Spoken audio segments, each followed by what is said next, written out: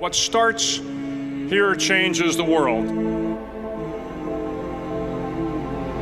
I have a few suggestions that may help you on your way to a better world.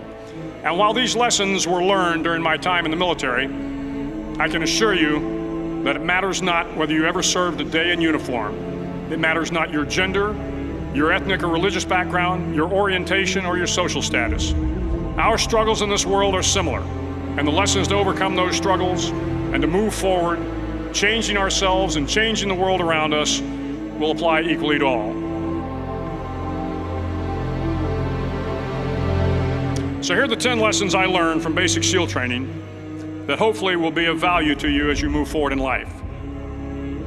Every morning in SEAL training, my instructors, who at the time were all Vietnam veterans, would show up in my barracks room, and the first thing they'd do was inspect my bed. If you did it right, the corners would be square, the covers would be pulled tight, the pillow centered just under the headboard, and the extra blanket folded neatly at the foot of the rack.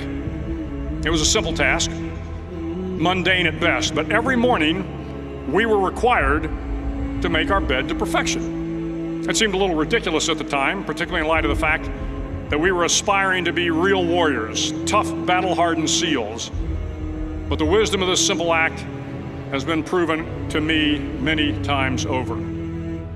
If you make your bed every morning, you will have accomplished the first task of the day. It will give you a small sense of pride, and it will encourage you to do another task, and another, and another. And by the end of the day, that one task completed will have turned into many tasks completed. Making your bed will also reinforce the fact that the little things in life matter. If you can't do the little things right, you'll never be able to do the big things right. And if by chance you have a miserable day, you will come home to a bed that is made, that you made. And a made bed gives you encouragement that tomorrow will be better. So if you want to change the world, start off by making your bed.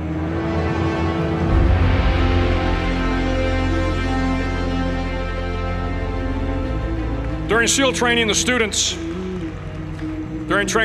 are all broken down into boat crews. Each crew is 7 students, 3 on each side of a small rubber boat, and 1 coxswain to help guide the dinghy. Every day your boat crew forms up on the beach and is instructed to get through the surf zone and paddle several miles down the coast. In the winter, the surf off San Diego can get to be 8 to 10 feet high, and it is exceedingly difficult to paddle through the plunging surf unless everyone digs in. Every paddle must be synchronized to the stroke count of the coxswain. Everyone must exert equal effort, or the boat will turn against the wave and be unceremoniously dumped back on the beach. For the boat to make it to its destination, everyone must paddle. You can't change the world alone. You will need some help. And to truly get from your starting point to your destination takes friends, colleagues, the goodwill of strangers, and a strong coxswain to guide you. If you want to change the world, find someone to help you paddle. Over a few weeks of difficult training, my SEAL class, which started with 150 men, was down to just 42. There were now 6 boat crews of 7 men each. I was in the boat with the tall guys, but the best boat crew we had was made up of the little guys, the Munchkin crew we called them. No one was over 5'5". The Munchkin boat crew had 1 American Indian, 1 African American, 1 Polish American, 1 Greek American, 1 Italian American, and 2 tough kids from the Midwest. They out-paddled, outran, and outswam all the other boat crews. The big men in the other boat crews would always make good-natured fun of the tiny little flippers the Munchkins put on their tiny little feet prior to every swim. But somehow these little guys from every corner of the nation and the world always had the last laugh, swimming faster than everyone and reaching the shore long before the rest of us. SEAL training was a great equalizer. Nothing mattered but your will to succeed, not your color, not your ethnic background, not your education, not your social status. If you want to change the world, measure a person by the size of their heart, not by the size of their flippers. Several times a week, the instructors would line up the class and do a uniform inspection. It was exceptionally thorough. Your hat had to be perfectly starched, your uniform immaculately pressed, your belt buckle shiny and void of any smudges. But it seemed that no matter how much effort you put into starching your hat or pressing your uniform or polishing your belt buckle, it just wasn't good enough. The instructors would find something wrong. For failing the uniform inspection, the student had to run, fully clothed, into the surf zone, then wet from head to toe, roll around on the beach until every part of your body was covered with sand. The effect was known as a sugar cookie. You stayed in the uniform the rest of the day, cold, wet, and sandy.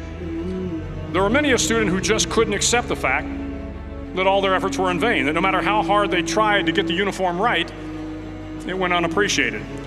Those students didn't make it through training. Those students didn't understand the purpose of the drill. You were never going to succeed. You were never going to have a perfect uniform. The instructors weren't going to allow it. Sometimes, no matter how well you prepare or how well you perform, you still end up as a sugar cookie. It's just the way life is sometimes. If you want to change the world, get over being a sugar cookie and keep moving forward. Every day during training, you were challenged with multiple physical events: long runs, long swims, obstacle courses, hours of calisthenics, something designed to test your mettle. Every event had standards, times you had to meet. If you failed to meet those times, those standards, your name was posted on a list, and at the end of the day, those on the list were invited to a circus. A circus was 2 hours of additional calisthenics, designed to wear you down, to break your spirit, to force you to quit. No one wanted a circus. A circus meant that for that day, you didn't measure up. A circus meant more fatigue, and more fatigue meant that the following day would be more difficult and more circuses were likely.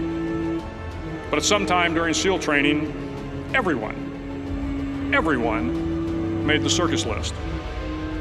But an interesting thing happened to those who were constantly on the list. Over time, those students who did 2 hours of extra calisthenics got stronger and stronger. The pain of the circuses built